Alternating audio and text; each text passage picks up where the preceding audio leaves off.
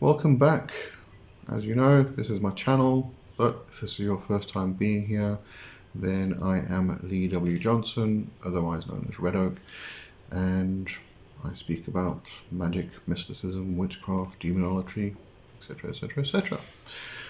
Alright, so today we're going to have a look at the aspect of fear of failure in magic and spellwork. Welcome to my channel. You are entering the world of magic and mysticism with your host, Lee W. Johnson. Keep the lights on and help improve the channel by becoming a supporter for just $2.99 per month. Hit the join button.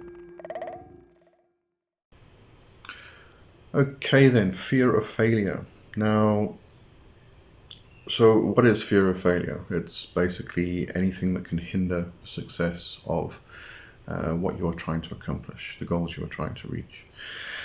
Now, this ties in a lot with what we might call lusting after results, which is a term, as far as I know, originated out of chaos magic with Ray Sherwin.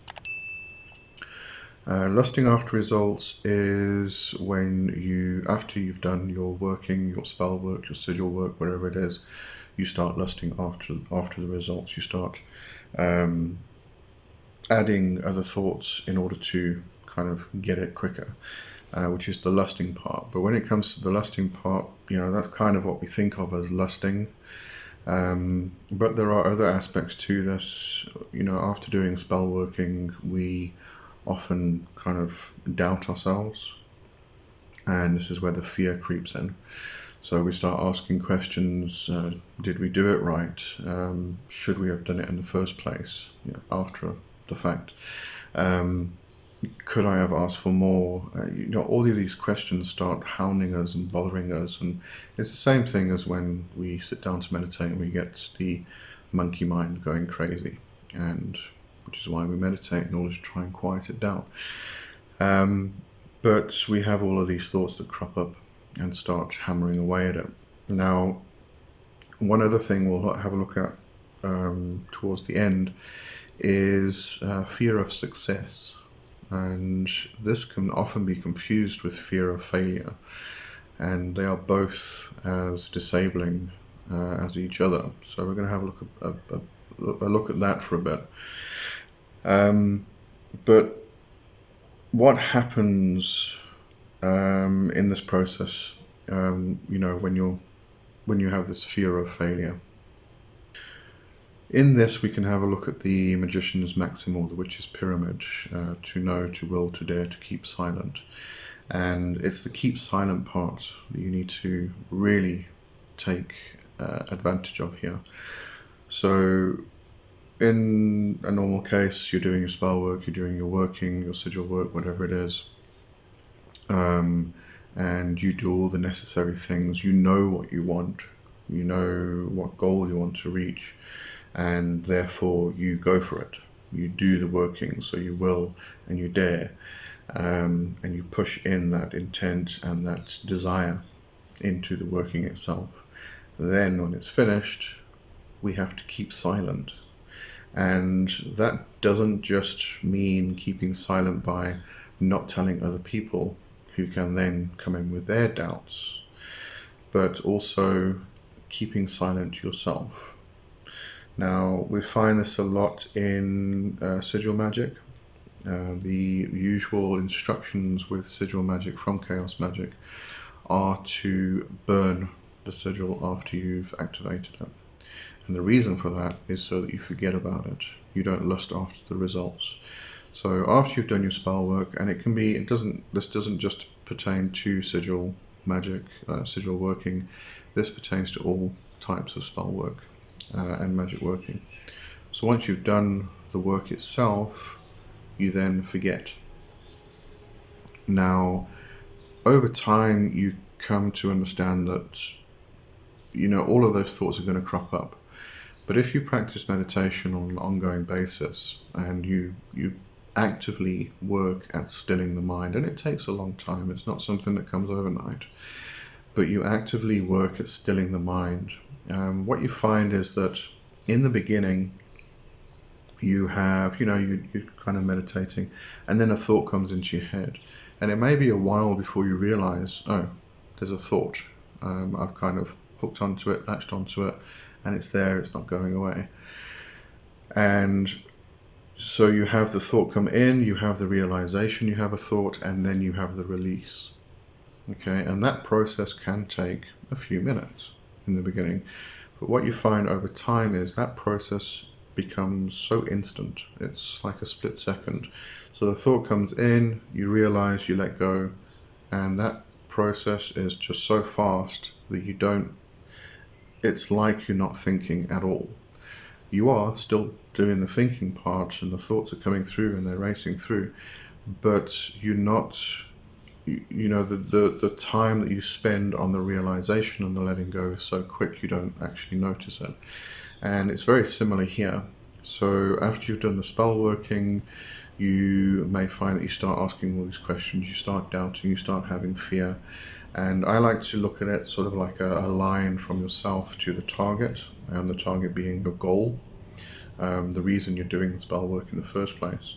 And you do the work, and it sets off this ball of energy which starts moving along this line, this thread. And then you start thinking about, did you do it right? Is it going to work? If it does, is it really what I want? All of these doubts, all of these intrusive thoughts start to happen, and they come in, and they're also energy. So they come along and they start hitting this thread from all different sides, all different angles, and the spell work is starting to go along, and it gets hit and hit and hit and hit and hit and hit. And if it's a couple of thoughts, that's fine. It can take a couple of bashings and it will carry on to its target. But if it's many, many, many, many thoughts, it's going to eventually be not completely off course. But what you find is over time and with practice, you do the spell work and those thoughts come up and get released immediately. So, they don't become a hindrance. So it really is a case of practicing, and also practice meditation, because that is a great tool in order to allow you to actually overcome these things. So in the beginning, what can you do to prevent this? Quite simply, do your spell working, leave, go and have a cup of coffee and a sandwich, watch a mindless TV program, whatever it is, just get your mind off the work itself. So this is the forget part, and this is the keep silent part. You need to forget. So consume your mind with something completely and utterly random or mindless, or something that totally takes your mind away from what you just did. Then when that's done, the spell work's gone off and it's doing its thing, then you can go back and clean up. If you are able to stop those intrusive thoughts immediately, then you can clean up and then go and have a cup of coffee and a sandwich. But that's removing yourself and removing yourself from the thought itself, from the spell work, from what you've just done. Distract yourself from that. That's very important. That will actually prevent or stop you from having those intrusive thoughts. But the one thing you need to remember is that fear is natural. Those thoughts are natural. They are part of the natural process. They are part of who you are. You can obviously train over time to alter that, but you've got to remember it is still part of the natural process. It's just you. And if you are still at that point where you are having those intrusive thoughts, you are having the fear, allow it. Don't try and prevent it. Don't try and squash it. Don't try and cage it. Don't try and push it away. Allow it. It's part of who you are, and it's a natural thing. So the main thing is to try and find a way to experience it, but not let it hinder you at the same time. And once you've experienced it, you can then start to understand it better. And through understanding things better, we can then learn how to deal with them easier. So if we try and completely ignore it and try and squash it, we're not experiencing it. And through that non-experience, we are then not learning from it. We are not finding ways to actually handle it. So definitely experience the fear. It's a lesson. It's something which is there to teach you, there to help you, there to aid you. And you know, it all depends on your perspective and your viewpoint.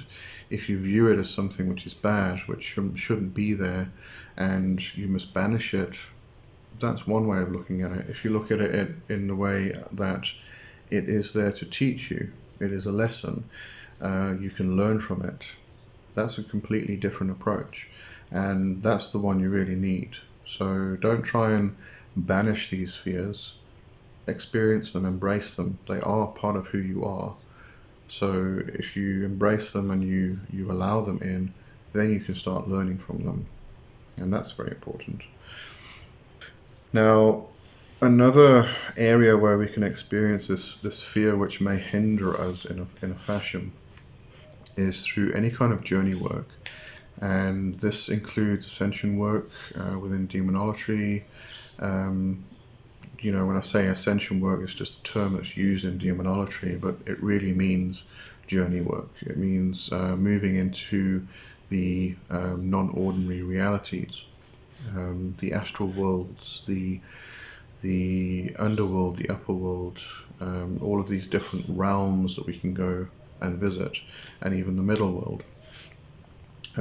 So this isn't necessarily astral projection. This is sitting down and getting into a trance state and doing a journey itself. But what we find is that when we do these journeys, we may find that things are a bit blurry, a bit hazy. We can't see things properly, we can't experience them properly, and this becomes or makes things quite difficult to actually understand what's going on as we're doing the journey. And this in part it is due to the fact that we need to exercise the muscles, we need to do the work more, we need to practice, and through doing more work we exercise those muscles, it becomes easier to do. But in part it can also be due to our fear, and this is kind of a case where we may have a fear about moving into these other worlds because they are something unknown, and quite often the unknown is something which we fear, and that fear will then hold us back, and the holding back is the part where we're not immersing ourselves properly into it, and therefore things get hazy and fuzzy and we can't experience them properly. So we can then work to overcome these fears themselves so that we can immerse ourselves in this experience, completely immerse ourselves in the experience, which makes it more vivid and more I don't really want to use the word real because it's real regardless, but yeah, it makes it more vivid, more immersive. So working on the fears can help. Now, if you are working demonolatry, S. Connolly has a great book called Lake of Fire, and it's all about ascension work. So it is all about this aspect of journeying into the realms in order to experience and speak with the demons and the divine intelligences themselves in their realm. And there's some great exercises relating to fear itself. So if you are working demonolatry, I definitely suggest getting that book, Lake of Fire by S. Connolly. Then we come to this idea of fear of success. Now, for a very, very, very long time, I thought I had a fear of failure. And when I examined it further, I realized it was actually a fear of success. And this may seem odd to a lot of people because why would anybody fear success? It's really quite simple. When you succeed at something, it's going to change your life. It's going to reshape it and remold it. And that change can be extremely fearful because we don't know what's going to happen, what's going to come. So fear of success is quite valid, and it can be very, very crippling. It creates procrastination because we know that if we do a particular thing we will probably succeed, and that's going to change our own creation, our own reality. And we don't know what's on the other side, therefore we fear it, and therefore we procrastinate and we don't get to do the work itself. We block ourselves, we stop ourselves. So fear of success is very valid, and it's just as valid as fear of failure. But fear of success can be overcome just as fear of failure can. So what you want to try and do is, I mean, the easy way to do this is just take the bull by the horns and just go and do it, and whatever comes, comes, and you'll just deal with it later. You have been successful in your attempt, you have been successful in your working. Therefore, whatever comes, you can handle, because you can be successful again. All right, try and bear that in mind. So you give your ego self some toys to play with, and you take the bull by the horns and you just do the work. Okay. Another way you can accomplish this or overcome this is by splitting your main goal, your large goal, into smaller goals. So you want to get to a certain point in your life. You want to build your life up to a certain thing. How you have a certain goal to reach, and this is your main goal. This is a big thing. This is the thing that is going to completely and utterly change your life. What you can do is take that and break it down into smaller bits, and then accomplish little bits, little stages in incremental stages, until you've actually reached that main goal. And all of those little incremental stages build on each other in order to get to that main goal. And through that splitting up into little bite-sized chunks, it makes it easier to digest. So as you're going along, you accomplish something small, and it's not a huge change, but it is a change, enough of a change to set you on the course, set you on the path. But it's not a big enough change to actually bring that fear. So you kind of ease yourself through it and ease yourself into this completely and utterly life-changing experience. So, try that. It works pretty well. And that's really it. And again, meditate. Meditation is probably one of the key tools here that you can use in order to overcome all of this. In order to quiet the mind, in order to stop all of those invasive thoughts from smashing away and bashing away at your spell work, to help to overcome the fear itself so that you don't have all of those intrusive thoughts, all of those doubts. Meditation helps with trance work for your journeying, and therefore it makes things a lot more vivid, a lot more immersive. And again, meditation can help with fear of success as much as fear of failure, because again, with fear of success, you're going to have intrusive thoughts come along which could knock things off course, because we find that with fear of success, what often happens is we self-sabotage. With fear of success, as we start to see that success coming in, we self-sabotage in order to stop it so that we can remain in our comfort zone, remain in our little bubble, because we don't want to be moved out of that comfort zone. And by succeeding, that's definitely going to move us out of the comfort zone. So as we see the success coming, we self-sabotage in order to stop it. And that self-sabotage is where all the intrusive thoughts come when it comes to doing spell work. So we may do a working, and we see that working, that energy ball moving along the thread, and then we think, crap, what if we actually succeed? And then we start hammering away at it and knock it off course. So fear of success, fear of failure are just as valid as each other. And don't be afraid to just do it. Alright, as I said, if you are doing magic, you are doing it for a reason. You want something to change in your life. And if you are successful, you can then therefore be successful again. So if you made a change in your life that you find is not quite fitting what you expected, then do magic again in order to alter the course. But you've been successful, therefore you can be successful again. And on the side of fear of failure, you've just got to try and overcome those fears and those doubts.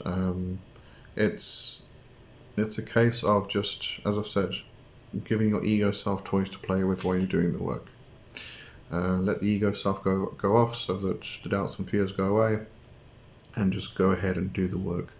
And then go away and forget about what you did, so to allow the work to happen. But what happens is, over time, with more success, so as you do your workings and you see the results, then you get a bit more confidence, then the fears start to fall away one by one, and you get more successes, and the fears fall away because more confidence comes. And you're going to have times when things do fail. That's going to happen.